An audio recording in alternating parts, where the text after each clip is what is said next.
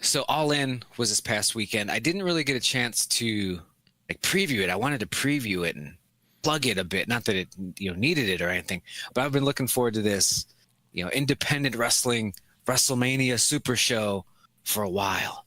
And it kind of came out of nowhere because it was on September 1st. And I mean, shit that happens on like the 1st. I was like, oh, I'm not even ready. I'm still paying rent and shit. What the fuck? So it came out of nowhere.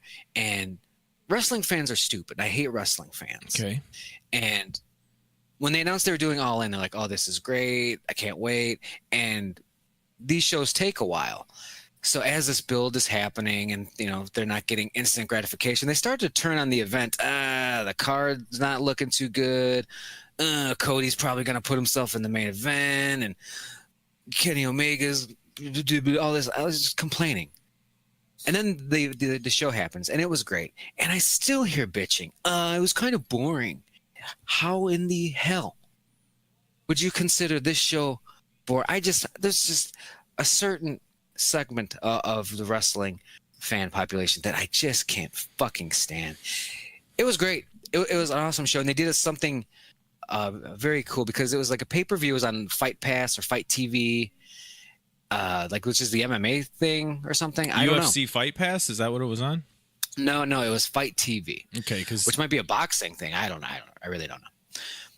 But the next day it would be on New Japan's version of the network, and their pre-show, the first hour, was on WGN America. So do you remember like Sunday Night Heat? How they would really try to fucking lure you in. You better order that pay-per-view. It's in there previewing in the matches, and you're getting a look at the stage setup. It reminded me of that era of wrestling. Todd Pettengill fucking shilling left and right. And there's a match with Kai and Tai. Yeah, here's Doink and Taka Michinoku. Jeez. So, but that was really cool. And the pay-per-view in general was awesome from top to bottom. They put some indie people in there that I've never even heard of, but they're high on. They obviously know more about the indie scene than I do. Like one of the guys, his name was MJF. I don't know who MJF is, but he kicked off the show with Matt Cross. And that was neat. Stephen Amell was there. He wrestled Christopher Daniels. Well, he's buddies with Cody, right? Yeah. And they had a very interesting build that they've been doing for the last couple months, building up this feud with Christopher Daniels, and they attack Stephen Amell, and because Stephen Amell's in Hollywood, he can do like the fucking makeup, so he's got bruises and cuts on his face that look legitimate. Not like that one time Triple H came out and he had like fucking clown bruises on, and they might have. I don't remember I'm not why. your boy toy. Put these clown bruises on. Does anybody remember why Triple H had those silly, stupid bruises? I want to say it was snake related, but it couldn't have been. Snake related. Like Jake, that's like a fucking snake venom. Like, I'm all puffed up. I'm all puffy. Oh, it wasn't just like binge drinking?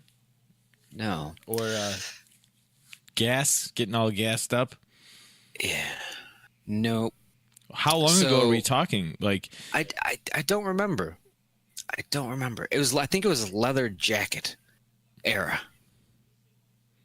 So where he would wear leather on denim leather. So we're not talking about the Blue Blood. No, but it might not be too far after that. Denim. Somebody let me know. The show was really good. Kenny Omega against Pentagon. That was fun. Jericho showed up after that.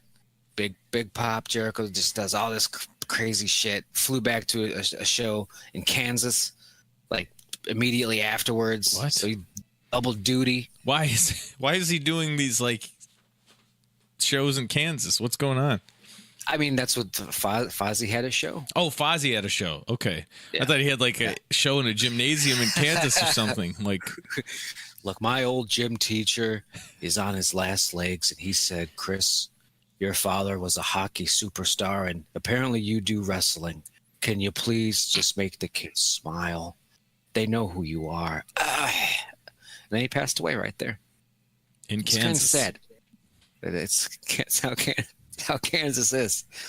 Okada was there, Marty Scurll. The main event was the Young Bucks and Kota Ibushi against Rey Mysterio, Rey Fenix, and Bandito, who are up and coming studs, just studs. But this is a pay-per-view, and WCW.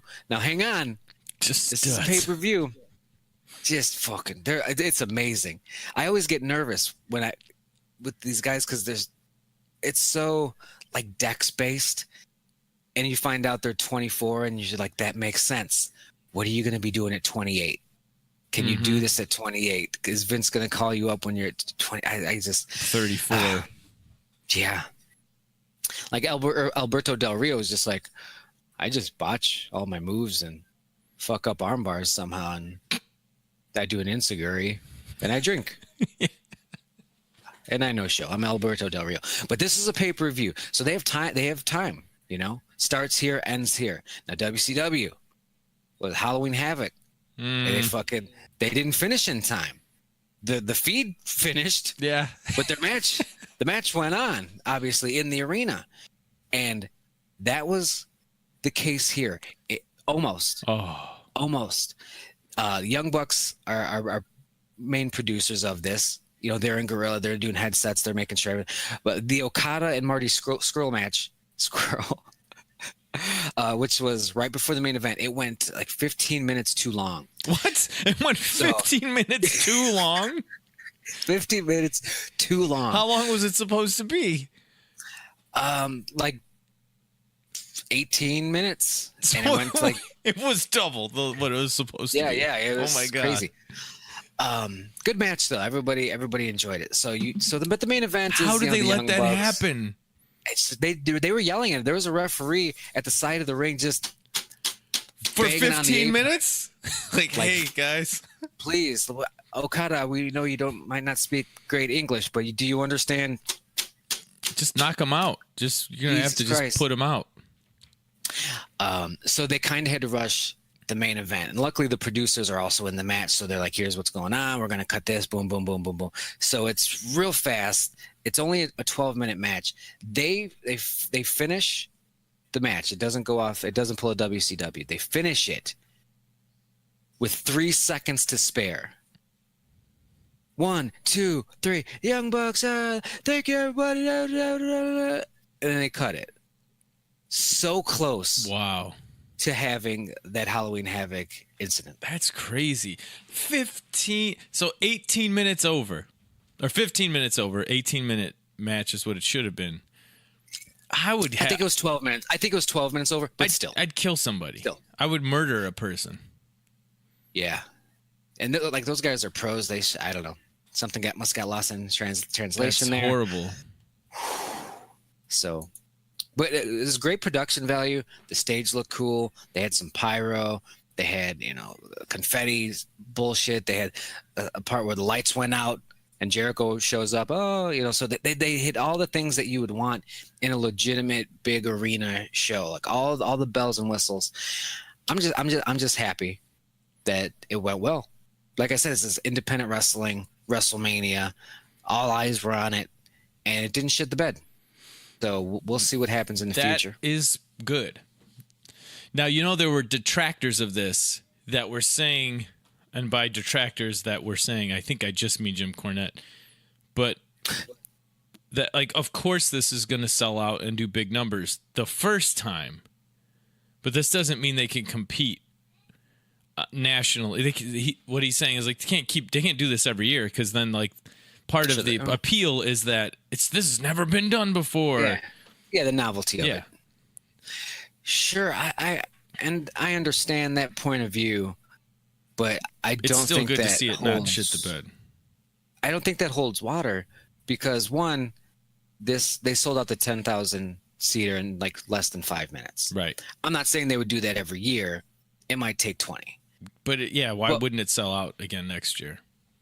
Yeah. And they learned a lot from this. I think they could have put a better card together. It's not a bad card, but I do think that they could have done a bit better with stuff. But I think the biggest issue, or the biggest cool takeaway that goes against what old Corny's saying, is they can't compete. First of all, they don't really want to compete. Just trying to put on a show, maybe make some profit. It's good. It's good money for everyone. But they got on WGN. They made that deal with Fight TV. That's really nothing to sneeze at. Like even like fucking Impact's like, we're on Twitch. Yeah. Twitch. Everybody's on Twitch. You can just set up an account for free. So I think that According is a pretty to good WGN. indicator. According to WGN America. So very cool. I can't wait to see where it goes. Cody won the NWA title, and that's fun. They push storylines with like 3 different companies. Impact over here, NWA, not really Lucha, Jericho Cruise bullshit, all of it, New Japan, all of it right here in this super show. That's cool. Super cool. I'm glad it went well. Yeah. Somebody I know was there. He was posting all over the gram, all kinds of pictures with different legends, and I'm pretty sure he enjoyed himself. And DDP gave somebody a diamond cutter. Really? I forgot who it was. Out of nowhere? It was post-match something, and he diamond cut the shit out of him. And what was impressive about it wasn't like the silky smooth diamond cutter, which it was. So much better than the RKO. Don't even bother. Don't even talk to me. But he hits the cutter, and he like pops up onto a knee, like real smooth, and he flips his hips like to play to the other side, the crowd on the other side. And I'm like, this guy's like 3 years old, and he's just flying, floating around the ring, diamond cutters, playing to the crowd. It was amazing. I love him. And he said, if you want to move like this at my age, he says, give me the mic. I could never have pulled this off without DDP yoga. Bang. I'm surprised they didn't let him do it. I'm surprised that wasn't a condition of him doing this show. I don't blame him. He's got a good product. I like it. Cut the shit out of us. I'm gonna look for that clip. I'll look for that clip on the internet of the diamond cutter. There's some good streamables out there for all in. I'm a sucker for a good diamond cutter. It's just so good. And I forgot about it because he hasn't really gave anybody a diamond cutter in about How long? Years. And I honestly got used to the RKO. And when I saw a diamond cutter, out of nowhere, which it's not ever, the cameraman's just like, we're just going to hide him. He was there the whole time. Fuck, I hate it. Oh. Kevin Dunn. Kevin Dunn. You hate Kevin. Why are you staring at me like that? It's your turn to talk. I've talked about wrestling for a while. You're talking about wrestling? I want a break. I'm going to be honest. I don't know what's going on with my cover band. Because we haven't rehearsed in about a month. And this one guy just keeps like canceling the rehearsals. So I think the show is still going on. But the only I forgot about that. The only person who has any details about it is the person who keeps canceling practice. So I don't know how I feel about that. He's a real Paul Heyman, this guy. Is he? He's a real shady, like, because I don't know if he's in the band or if he plays the fucking shoebox. I don't know what he does, but because we've talked and like he's the one in charge of getting the shows, because that's a headache. That's the whole fucking thing. Yeah, I mean, this was his idea. Basically, this whole thing was his idea. He doesn't, and he just cancels all the time, and that's twice, 2 practices in a row. The one was like a soft cancel, like if we really got to, we can, but like that's okay. Well, tell me when we're practicing again. And I'm not gonna pick a day and time. You tell me. You've canceled 2. Tell me when it's going on. This is it's a stressful time of year for me to have to deal with this. We're moving in a month. School just started. They have me teaching a class now. Like, can we just have a reliable time and day for practice? Because it's a headache. And it's like it's not like a week in advance it gets canceled. It's like the day before. Oh, I didn't know what we were supposed to work on, so let's just not do it. I got to drive. And I didn't practice, so what are we doing here then, bro? What's going on? It's just a sexy boy. I don't know what to say. Just a sexy boy. Yeah, I forgot about it. I knew you guys were having issues with rehearsing. I forgot that there's supposed to be a show relatively soon. Yeah, October 20th. That's right around the corner. And I haven't played any solo open mic shows because I'm doing this thing and I'm learning these songs, and I don't want to go play them all right before we go there and play these songs, you know? Oh, yeah, that makes sense. It doesn't be different if I could go somewhere else and play them, but the somewhere else I can go, I don't want to go there. I don't like that other place that I'm not going to mention. Shots fired? Yeah, shots fired. Shots fired. We've been playing a lot more video games lately, though, and I've been happy about that. Overwatch, PUBG. I don't know. Why do we play PUBG when there's Overwatch around? Because that's always what happens. PUBG is a good warm up. PUBG's like maybe we'll win the lottery. Yeah, it's just so, I don't know, stressful. You might not even fire a shot before you get sniped in the eye. The concept of it's very fun, and that's what carries it. It's that potential of what's going to happen. That's why you tune in. That's why I watch wrestling every Monday. I'm like, maybe it'll be good. And just like wrestling every Monday, it's usually not. Well, it's just with PUBG, I'm not very good, but everybody else on this game is. How good is anyone really? Is what I want to know. Like the game just feels kind of sloppy at times, where I'm like Counter-Strike. Counter-Strike is hard, but I get kills in Counter-Strike more consistently than PUBG. It just feels more like there's more rhyme or reason to it. It just seems like I get into a firefight with someone and frames drop and then one of us is dead. Who knows what happened? I don't know. It's fun, but it's a different kind. Overwatch is this kind of fun because in PUBG, you never have this where we're down. Things are looking bad, but we can turn this around and win. Because in PUBG, it's like we're winning, we're all winning, we're all tied for first place right now, and I'm dead, and it's over, and I lost. There's no like this team against that team. It's just like 100 people are all fighting, and then I think I could win this one. I won. Everyone else lost. Yeah, the flow and momentum's definitely. There's no momentum really. Yeah, I mean, that's like landing, looting, initial firefight. If you survive that, then you got compound after compound, and that's about as flowy and momentum as you get. That's why I like to keep on moving. Maybe find somebody, maybe kill them, and because we used to play it more strategic, like we were in a fucking PAX West tournament, and where there's thousands of dollars. I'm like, we're gonna camp in this fucking house. Yeah. 45 minutes. Because we wanted don't really to win. do that anymore. We don't. Yeah, we just kind of roam about. Although I haven't won in a while. We got close the other day. I haven't won in quite some time. Yeah, I'll sneak in some duo wins every now and then. My problem is, how many times have we dropped? Somehow, miraculously, no one else drops there. We find a bunch of good stuff. Oh, we got a suppressed sniper rifle. You're all kitted out, and then you get ambushed, or you're running towards the circle and someone's behind you and you get shot in the head, and then you're crawling and you're like, I had all that good loot and it did nothing for me. And then there are times you're like, I just have an ump and like a couple boxes of ammo in a health pack, and then you get like 4 kills. How am I alive? Doesn't make any sense.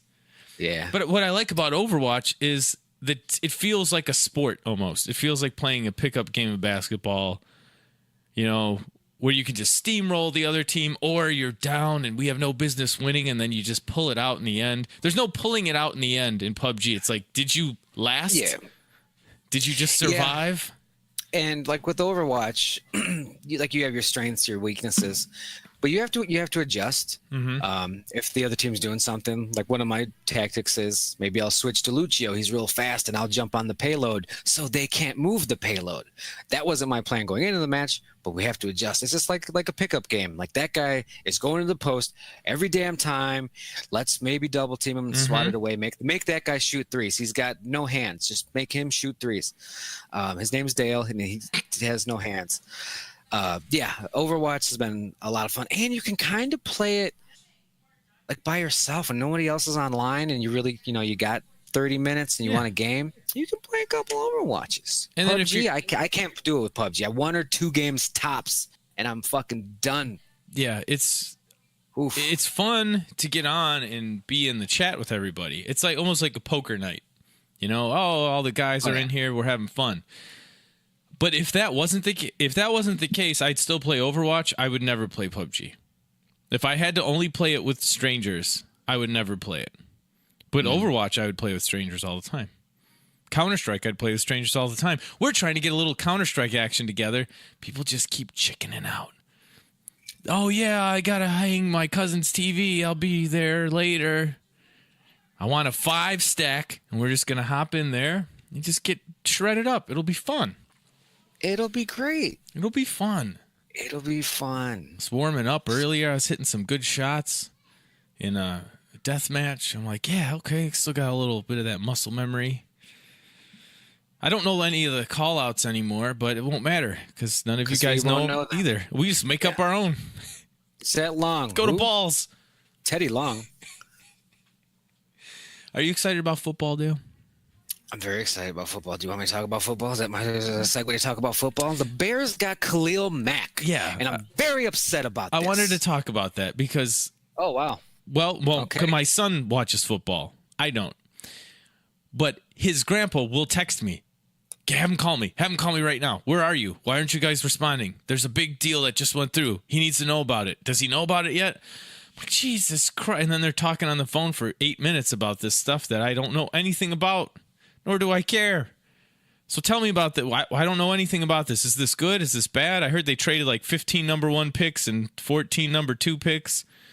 Last I heard, Khalil Mack is a very elite, probably the best, it seems, defensive lineman, defensive end. Yeah, specifically. That's what I was told. He's the best defensive end in the league, is what he said. Double-digit sacks every year.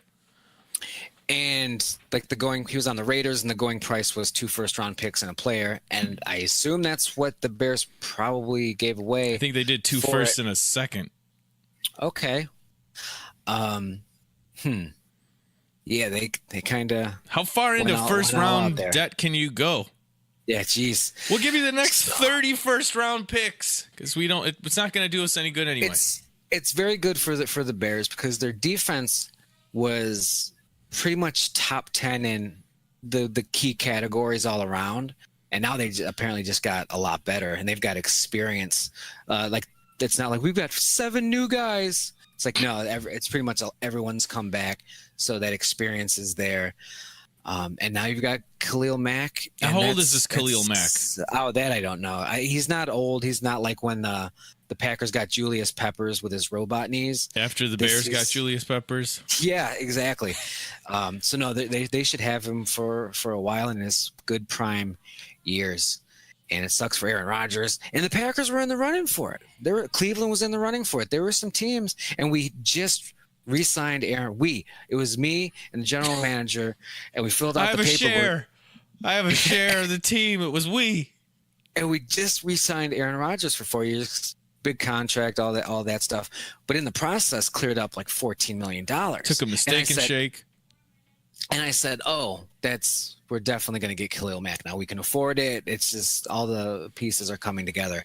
And then, boom, to the Bears. Now, at first, I was afraid. I was petrified. And then I remembered the quarterback. What the hell is wrong with you?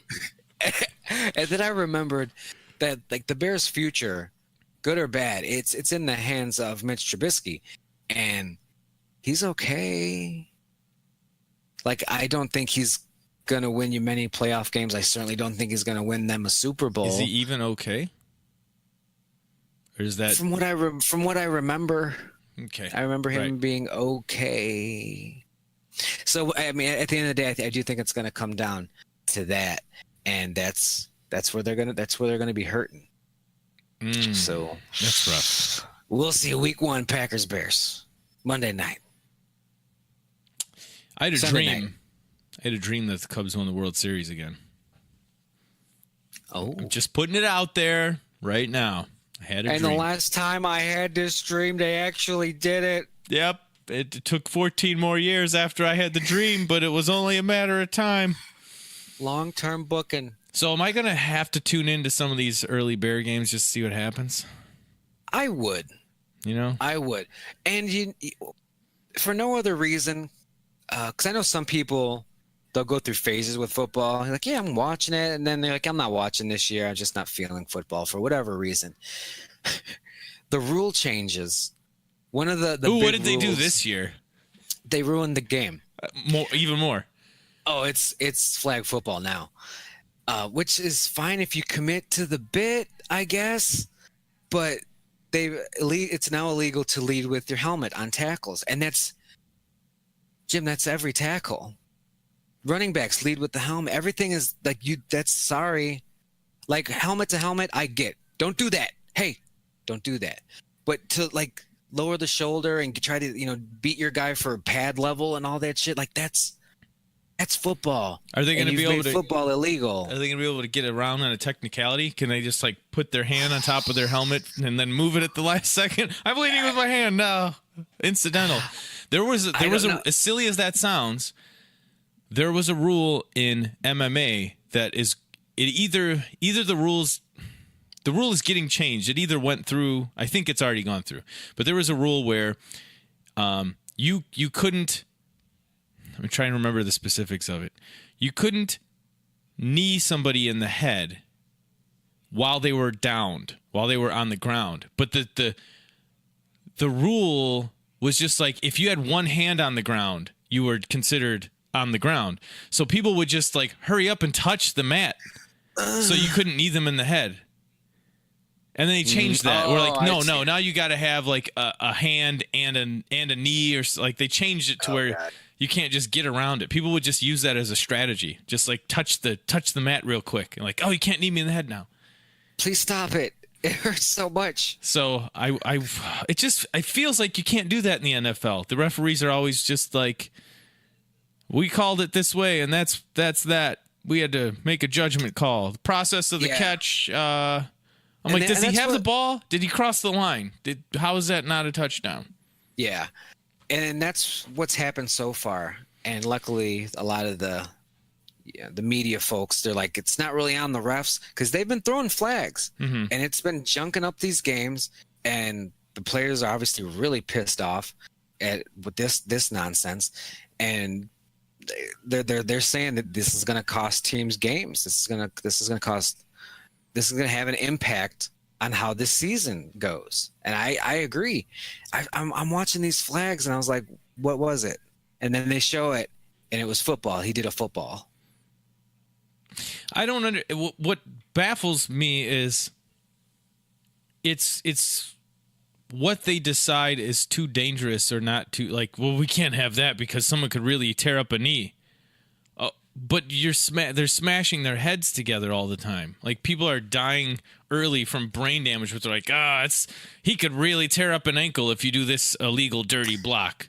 That's funny. Yeah, Like, I agree. Go the other way. I mean, the cat's out of the bag. Mm-hmm. We know this is a very risky sport. If you want to do it, I mean, you are going to be compensated very well for it seems. But there are risks. So don't pussyfoot. Don't have, play both sides of it. Just go all in. Just go gladiator style. Fuck it. Yeah. That's what I say. What do we got these helmets on for, then, if we're not going to use them? Telling you, man. Telling you, man. Father foosball. So, yeah, you'll probably you'll know if the Packers won or lost by the opening of next week's show. If I'm just like, hey, Jim, what's going on? But see, you'll troll me. You'll do that, and they won. But you'll.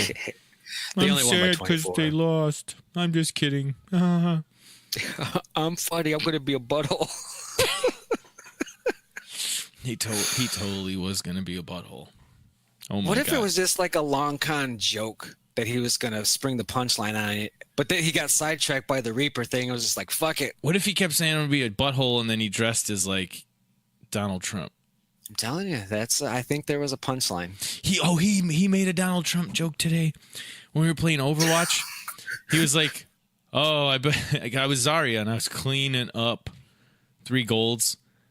Didn't even get the cart to the first point. I was on defense cleaning up as Zarya." Rare. And he's like, "I bet that's Donald Trump's favorite character." And I said, "Why?" He's like, "'Cause she's Russian." It's like, ooh, that's a little deep for an 8-year-old joke. It's pretty good. Not bad. It just hits you right there. Boom. Because he's a corrupt piece of shit. Oh, I get it. Good one, boy. Oh, Good man. one. Who didn't fall asleep at John McCain's eulogy at his service? John McCain. Okay, he couldn't. See, the boys got better jokes. Man. No, I'm not. It wasn't a joke. I know that Dick Cheney fell asleep, but he's not 100% human anymore. He's had work done. And Kissinger fell asleep, but I think he's 97 years old. So I don't know if that's falling asleep or it's just like my blood pressure can only get so high to keep me awake long enough. But those things are always awkward because sometimes you can't help it. You're in a church. Church is boring. Someone's talking. They're talking. Hard wooden pews. They're talking some more, and then you just take a little dose. You just, no, I'm still here. And it's not like, an Aretha Franklin funeral where it's a high energy. I'm sure McCain's just like, John was a good man. I hope you don't fall asleep to my voice. I'm just going to, like, that shit will put you to bed. Yeah, it wasn't that bad, but there was no song and dance numbers. Should have been. Maybe should have been. That's the one I followed, the Aretha Franklin funeral. Because Jesus Christ, a lot of bad stuff there. Oh, you got the preacher guy groping Ariana Grande with his fucking tarantula hands, getting some side boob. He did it by mistake. Oh yeah, he's too friendly. It's just too friendly. Bill Cosby's just too friendly. I've never mistakenly he makes groped anybody. Too good of a cocktail, Bill Cosby. That's all. So, I only saw GW's and Obama's. I don't know what you'd call it. It's like a eulogy. It wasn't like a speech. And they both said really interesting things, and I was glad I watched it. I was not going to watch it. It was just on, and I was walking past, and I stood there, and I watched all of G-Dub's and all of Obama's, and I'm like, okay. How's G-Dub's looking? He looks old. He really does look old. But both of those were good, and Obama closed it out. I mean, you're not going to go on after him. No. And it was just really weird that I remember seeing that Trump was not... It was against McCain's wishes for Trump to be there. But I don't know how Trump actually spun it. Like, well, I couldn't because the world needs me. I don't know what happened with that. But I heard that instead, Mike Pence was going to be there. But I didn't see him throughout those entire 2 eulogies. So I don't know if he was there or not. I don't remember. There were 2 people from the administration who were there. I forgot who. Jared Kushner. Oh, right. His son-in-law. And someone else was there. Meanwhile, Trump was golfing. He was. And it's just weird for a senator of that sort of prestige, I guess, to die. And the president is like not invited. He didn't just not go. It's like his dying wish, like, just make sure Trump doesn't come. Here's the VIP list. It's almost like it's out of like a Norm Macdonald movie or something, out of Dirty Work. Like, I have one last thing. The president can't come. What? Huh? How do we get around this now? What a zany twist. Holy moly. So, Eminem But I came out love with a this country. surprise album. It's a good country sometimes. So, Eminem Yes. came out with a surprise album August 31st, I want to say last week. Okay. And I don't know if you've had a chance to listen to it, No. but I've only listened to about 4 songs, and it's good. Everybody says it's good, and the 4 songs I've listened to are really good. I'm happy. Who produced it? I think Dre's on there. Really? That's Yeah. cool. Yes. I like surprise albums, but I can't think of one that was for me. But I like when it happens. Like, didn't Beyonce do a surprise album? I think so. I like when people do that, but none of my people have ever done that. Yeah, like one of the songs. It's just like taking the piss out of like the Drake song. It's kind of like mopey, Mhm. but it's got the Eminem twist to it, so it's fun and good. There's a lot of that kind of stuff in there. He mentions the Revival, his previous album, Not Getting Over, like 17 goddamn times. It's a bit rough. I mean, it obviously mattered to him. It obviously stuck with him. But I mean, it really wasn't that good. And I saw an article because apparently he says the word faggot in it, and people got up in arms. They're like, "Oh, he's what? How? It's 2018, and I can't believe he's used this." And I'm like, "You fucking marks, you're falling for it. This is what he does. He's a controversial rap artist guy that says crazy shit to do exactly what you're doing." Hey, it's me, Idiot. Versace. Whoops, somebody shot me. I was just checking the mail. Get it? Checking the mail. He said that like 2 years after Versace actually got shot and killed by his like gay mistress. He doesn't care. Yeah. He wants you to get outraged about this. Yeah, I saw that because I was looking because there's some lyrics in there, And it's Eminem. Eminem said faggot. What? Yeah. This is about the millionth time he said it. And now you're mad. But there's a good amount of diss track stuff in there, and I Ooh. don't know who any of these people are. Oh. So I would Google it, and that's how I would find out about like You who. gotta Google it. That's bad. I was like, who is Milo? Who is Tyler the Creator? What did he Little create? Cheesehead? And I found a good infographic that I'm going to throw up on. Infographic of the disses? It is an infographic of the disses, and it should be popping up in a few seconds. This is from Hip Hop Numbers, which you can follow on social media. If look at this shit, he went to town on some people. A lot Oh of my God. This looks like a baseball prospectus book. Well, against a left-handed pitcher in the month of June. God, we gotta get JD to break this down for us. get Moneyball. This shit. If you look in the upper right hand corner, you'll see MGK gets a lot of targets. So is And luckily- Kamikaze the name of the album? Yes, Okay. there's also a song on there, but it's the name of the album as well. MGK is Machine Gun Kelly, which it says below, because I did not know who that was. Oh, okay. I know who Machine Gun Kelly is. But when I saw the acronym, I was like, I don't know who that is. Yeah, I looked at some of this fellow's songs. They weren't good, and I remember him as just the guy that got power bombed off the stage by Kevin Owens on Monday Night Raw. That's all he is to me. He's just some no talent lanky fuck who Kevin Owens power bombed. I love that he targets Eminem 3 times on the list himself. He disses himself 3 times. He is tied with Lil Yachty in disses.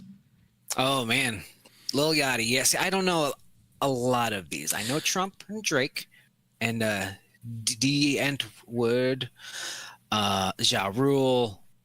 I've heard of Lil Xan last week because he's Why is Ja dating Rule somebody. like? Why does he get 2 disses on this? I think it's a callback to previous albums. I would hope. Yeah, I think because I was listening to some of that today. But yeah, really, it seems like there's a beef with Machine Gun Kelly and Eminem, and he even has a line in one of the songs about how, you know, when I call you out, it's a win-win for you. It's a lose-lose for me. It's like wasting my breath on you. And I agree. I don't think he should be doing that. You're putting this guy over. Has anyone come out on the right side of an Eminem diss? Like, has anyone come out on top?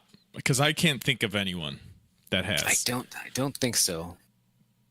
I don't think so. You don't want to be in that company. As far as the songs go, like I said, I've only listened to 4 or 5. I like the one titled Greatest. I like the one titled Normal, which is sort of that Drake sort of parody. Mm-hmm. That one's really good. Kamikaze's fun. Fall is fun. And Ringer, boy, Ringer's got a lot of disses in that track. If you look at the upper left-hand side, it's just yikes. So I have to listen to the second half of the album pretty much. Wow. Look at that. It's beautiful. It's a lot. Beautiful. It's so much. Machine Gun Kelly has so many. Don't know why he would do that. Don't feed the trolls. You don't do that. Now, I said disses. I should mean beefs, because the disses, like, they happen and you just let them roll. You know, like, he's famously dissed Christina Aguilera and Oh yeah, Britney Spears and stuff, but they never got into like battles with him, you know? Yeah, but like Everlast, fucking Limp Bizkit, like, did any of those people ever get one over on him? Or they were just, he's just like, oh, we're still going?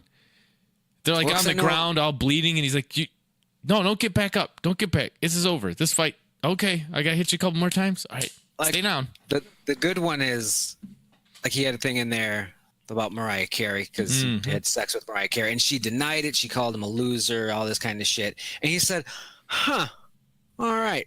Next album, song, really going after Mariah, plays voicemails from Mariah Carey on the song. I remember that. Jesus Christ. Talk about a burial. Yeah. Oof. Oof. You got to be careful. Careful what you wish for. So check out that album if you haven't. I'm really happy Froggy Fresh is not on the list. Oh, hey, fucking do it. Get the kid some pub. He's over here playing coffee houses down the road. I want him to. Hey, he's playing live music theater venues. All right. Call it a coffee house. Jeez. He's playing places I've played. I won't call them coffee houses. Okay. Well, he's doing coffee houses too. Oh, well, maybe that could be. Coffee. Yeah, maybe that could be a good cash cow. Yeah. So, Jim, is it okay if I cut a promo a little bit? Yeah, I would love that. Okay, because you see, 1 year ago, Jim, I took up fishing. You know, I was always interested in it. And I said, I don't really know too much about it. I'll be a fool. I said, you know what? Just do it. So I went out, bought a rod, reel, bag, tackle, and I started fishing, and I sucked. Jim, I was terrible.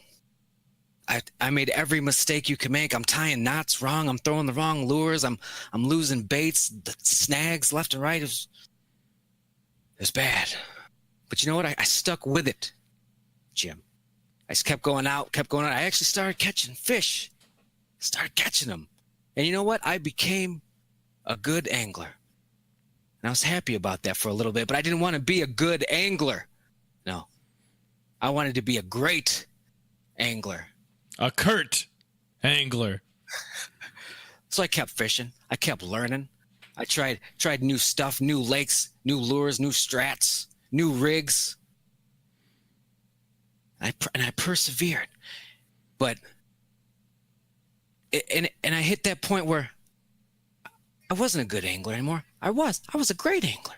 I'm getting personal best every week. I was a great angler, but I didn't want to be a great angler. I wanted to be a champion. I wanted to be a champion angler. So I started signing up for these contests, these competitions, these derbies. Went to the Moni Reservoir, adult derby. Terrible. Ate shit. It was awful. Terrible body of water, terrible competition, and I fished terribly. But I learned a lot. And I kept getting better. And I kept learning and honing my craft. And I kept signing up for these derbies. And there was one right down the street, local lake. I said, I'll sign up for that. I got to win that. That's my own backyard. So I try to get a good night's sleep. I wake up 4:30 in the morning. These things are always early as shit. I wake up 4:30 in the morning. I eat some breakfast, grab my stick. Special K. I walk to the lake, I go up to the registration lady. You know, she says, name, Dale Zawada. Resident? Said, yeah, this is my house. She laughs. It wasn't a joke. But she laughs. I sign up. I set up shop. You know, I look at the terrain, the water, the conditions, the weather, and I say, this spot's probably going to be pretty good. 40, 50 people. They sound the horn. It's time to go. Boom. I'm going for the panfish this time, and I start boom, slaying them. Boom, boom, boom. Just killing it. Like not a great angler, but a champion angler. And there's about a half an hour left, and I asked one of the judges looking at the fish, I said, how am I doing? What's the competition like? He's like, oh, Dale, you won. And while I appreciated that, I still had to slam. I couldn't take this guy's word for it. Boom, boom, boom. So they sound the horn again. The derby is over. They start getting everybody close to the tent. They're going to announce the winners. And I don't need to tell you whose name they called. I don't need to tell you. It was mine. I became a champion angler that day. A Kurt angler. And the reason I'm telling you this story is because this Saturday, I'm going to wake up 4:30 in the morning. It's that time of the year again. I'm going to have some breakfast. I'm going to grab my stick. I'm going to walk to the lake. I'm going to go up to that registration lady. She's going to say, oh, name? I'm going to say, Dale Zawada. She says, oh, Dale, welcome home. So I'm going to get it back to back. And there ain't nobody that's going to stop me. Champ. I'm so excited about this. Defending my strap, Jim. I'm going to defend my strap. You need to put that on a belt. Ooh. It's small enough. I can put it right in the middle of a belt. Put it on a back buckle. Oh, I can't wait. Well, congratulations. Can't wait. Do it again. So back to back. That's gonna be another one. You'll know how it went by how the show opens next week. If I'm just like, let's not talk about fishing this week. Yeah. If that's okay. Otherwise, you'll be a two-time. God, yeah, don't. Why did he say 2 times, 3 times? Because he was bad. I don't know why there's this nostalgic. He was so good on the mic and all this shit. He was terrible. It didn't make any sense. The King Booker stuff. I don't think you were watching during the King Booker era. That was bad too. But that's looked back at fondly. Don't understand it. Die Hard 6. It's the last topic that I'm bringing this week. Is it really going to happen? They have a title for it. Wasn't 5 pretty bad? Yeah. 4 was like, oh, it was decent. Like this series could come back. And then 5, I didn't even see. So what's 6? What's the title? This one is simply titled McClane. Die Hard McClane or just McClane? Just. Oh, is this the prequel one we talked about? This is the prequel one. I have no interest in this shit. I can't. Yeah. Get out of here.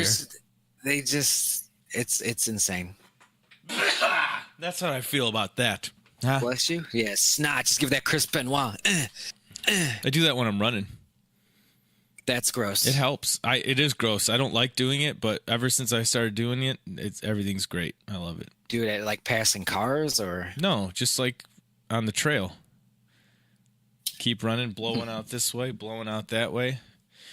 I have bad allergies and I got asthma. I don't want to swallow that shit, suck it down in my lungs. Get it out of here. Get it out. So yeah, Chris Benoit, Die Hard 6. It's a go. That's what you said? Yeah. Yep. Yep. I don't even know who stars as McClane. This is normally where I'd be like, hey, let's pitch McClane. What would a prequel be like? We did. Shit. Oh, we probably, okay, there we go. We did it a while ago when it first came up that it's probably going to be a prequel. And whatever we came up with was 2 of the things. I'm sure we came up with a couple things, and they were going to, I guarantee they're better than whatever happens. It's just, you can't do it. Unless they do Bruce Willis and they get Bonnie Bedelia and they hit him with that Ant-Man time machine CGI and make him look young again. Then I'd go see it. That movie's not getting a quarter of the budget. Do you imagine the smoke coming off the processors to make Michael Douglas look young again? Jesus Christ. Like, we can't do it for too long. We can only keep this.